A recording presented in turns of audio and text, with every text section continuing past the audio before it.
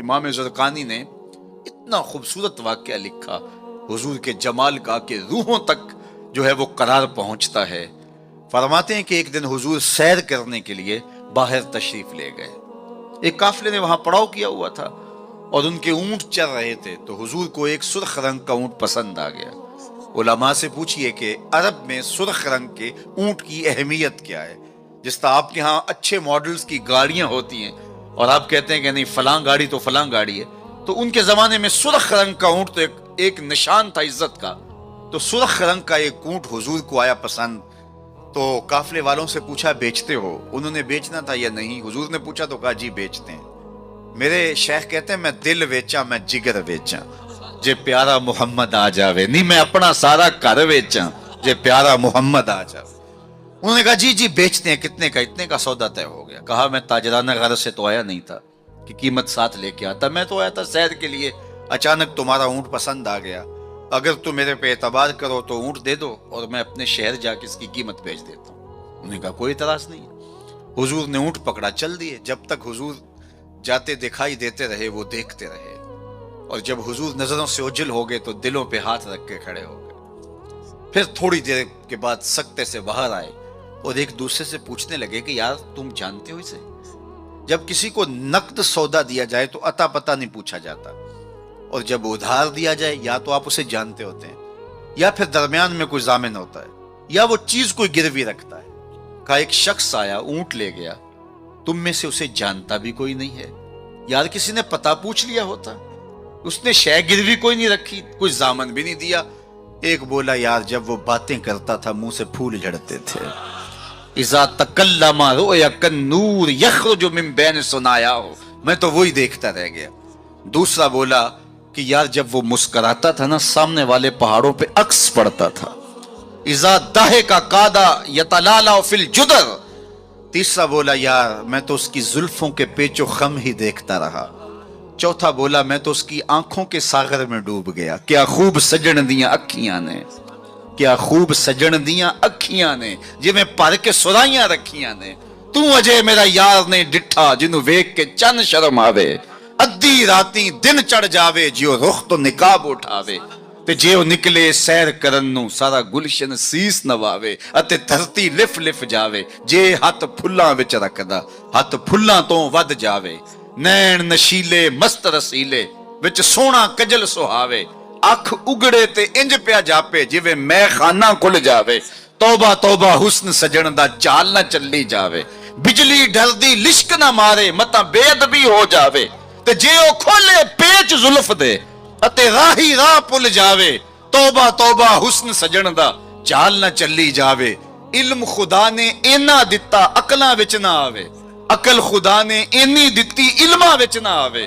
کی یہ جاز نظر وچ او دی جو آوے وک جاوے، خلق او دے نے مولئی دنیا کوئی ورلائی جان بچاوے، آزم ایڈا سونا ماہی سانو کدرے نظر نہ آوے۔ انہوں نے کہا جو بھی ہوا وہ اپنے حسن کا جادو جگا کے تمہارا قیمتی اونٹ ہتھیا کے لے گیا۔ امام زرقانی لکھتے ہیں جب انہوں نے کہا ہتھیا کے لے گیا تو اب تک خاموش بیٹھی قافلے کے سردار کی بیوی نے خیمے کا پردہ سرکایا اور ان سے مخاطب ہو کے کہا آنا ضامنۃ لثمن جملکم لا یقدر بکم، خبردار اس کے خلاف کوئی بات کی تو اگر وہ قیمت نہ دینے آیا تو مجھ سے لے لینا، میں ضامنہ ہوں۔ انہوں نے کہا اچھا تو اسے جانتی ہے؟ کہا واللہ میں بھی نہیں جانتی۔ تو کہا پھر ضامن کیسے ہے؟ کہا جب تم سودا کر رہے تھے خیمے کی اوٹ سے میں نے اس کا چہرہ دیکھا تھا، اور اتنے سونے چہرے والا کبھی جھوٹ بول ہی نہیں سکتا ہے۔ تھوڑے لمحے گزرے تھے کہ حضور کے غلام آ گئے۔ قافلے والے کون ہیں جن سے ہمارے آقا نے اونٹ خریدا؟ کہا کہ ہم حاضر ہیں۔ کہا یہ کھجوریں تمہاری ضیافت کے لیے بیچی اور یہ رہی آپ کی قیمت۔ انہوں نے کہا قیمت بعد میں لیں گے، ہمیں تو لگتا ہے خود بک گئے ہیں، ہمیں اس پیارے کا ڈیرہ بتاؤ۔ کہا وہ کھجوروں کے جھنڈ دکھائی دیتے ہیں وہی پیارے کا ڈیرہ ہے۔ اس وفد کا نام تھا وفد طارق۔ امام زرقانی لکھتے ہیں سارا قبیلہ اٹھا اور جا کے حضور کے قدموں میں بیٹھ گیا، تیری تک کے ادامہ میں مرید ہو گیا۔ اگر کسی سے اس لیے پیار کیا جاتا ہے کہ وہ سونا بڑا ہے تو پھر حضور سے پیار کرے۔ اللہ اکبر، جہاں حسن بھی پانی بھرتا ہے اور عشق بھی غلامی کرتا ہے۔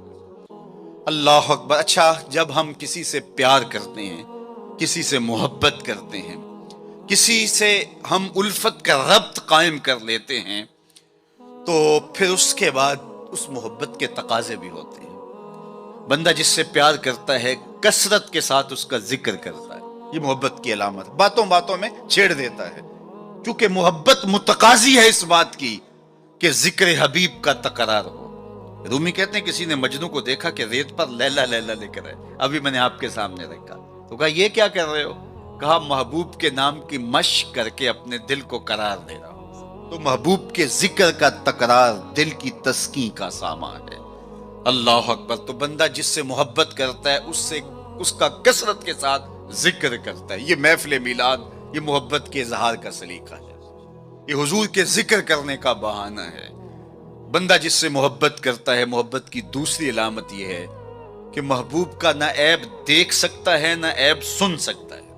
یہ علامت ہے محبت. عیب ہو بھی تو اسے نظر نہیں آتا، اور جس میں ہو ہی نہ. خلقت مبرأ من کل عیب. محب کو تو محبوب نظر بھی نہیں آتا، اگر ہو واقعتا نفس الامر میں موجود بھی ہو، لیکن محب محبوب کا عیب نہیں دیکھ سکتا. حبو کا شایا یومی و یسم. رومی علیہ الرحمن اس پر ایک خوبصورت مثال دی کہ حاکم وقت نے لیلا کو دربار میں طلب کر لیا. گفت لیلا را خلیفہ کان توئی کس تو مجنو شد پریشان و غوی از دیگر خوباں تو افزو نیستی گفت خامش کیوں تو مجنو نیستی. لیلا کو بلایا، تیرے حسن کا شہرہ ہے، تو نے ایک شہزادے کے حواس باختہ کر دیے. نام تو کیس تھا نا، لیکن دنیا نام ہی نہیں جانتی، نام بھی مٹ گیا. تیری محفل میں آ کے بدنام ہوئے، نگاہ زمانہ میں بے نام ہوئے. تو نے وعدہ کیا تھا بچھڑیں گے نہ ہم، تیرے ہی ہاتھوں سے نیلام ہوئے. نام مٹ گیا، تشخص مٹ گیا، لوگ مجنون کہہ کے پکارتے ہیں. شہزادہ تھا، تو نے اس کے ہوش باختہ کر دیے. کون سا جادو ہے تیرے حسن میں؟ از دیگر خوبا تو افزون نیستی. باقی عورتوں سے تو کوئی انوکھی تھوڑی ہے، تیرے سے زیادہ تو میری لونڈیاں ہنسی ہیں. تو جو لیلا نے جواب دیا وہ دو لفظ تھا، سن لیجئے. گفت خامش. لیلا بولی بادشاہ چپ کر جا، چوں تو مجنو نیستی. تیری آنکھ مجنو والی تھوڑی ہے کہ تجھے میرے اندر حسن نظر آئے. دیدائے مجنو اگر بودے تورا از دو عالم بے خطر بودے تورا. کاش تیری آنکھ مجنو والی ہوتی، پھر تو مجھے دیکھتا. تو ہوش دارو لیک مجنو بے خودست در طریق عشق بیداری بدست. تو تو ہوش والا ہے اور مجنو ہوش کو چھٹی دے کے آیا ہے. اس کوچے میں ہوش کے ڈالر نہیں چلتے، اس کوچے کے اندر محبت کی کرنسی چلتی ہے. اس لیے کہا کہ تجھے میرے اندر کوئی کمال نظر نہیں آئے گا. رومی یہاں کیا کمال کی بات کہی. کہا اگر لیلا کو دیکھنا ہو تو مجنو کی آنکھ چاہیے، اور مصطفیٰ کریم کو دیکھنا ہو تو ابو بکر کی آنکھ چاہیے. مانائے حرفم کنی تحقیق اگر بنگری با دیدائے صدیق اگر قوت قلب و جگر گردت نبی از خدا محبوب تر گردت نبی. کہا اگر وہ نگاہ مل جائے تو جدھر دیکھو گے جلوے نبی کے ہی نظر آئیں گے. اللہ اکبر. تو بندہ جس سے محبت کرتا ہے اس کے عیب نہ دیکھ سکتا ہے، اس کے عیب نہ سن سکتا ہے. لیکن جن سے ہم پیار کرتے ہیں ان میں تو عیب ہے ہی نہیں. خلقت مبرأ من کل عیب. وہ کمال حسن حضور ہے کہ گمان نقص جہاں نہیں. نقص تو دور کی بات ہے، یہاں نقص کا گمان ہی نہیں. یہی پھول خار سے دور ہے، یہی شمع ہے کہ دھواں نہیں. ہر پھول کے ساتھ کانٹا ضرور ہوتا ہے، لیکن حسن رسول وہ پھول ہے جس کے ساتھ کانٹا نہیں ہے.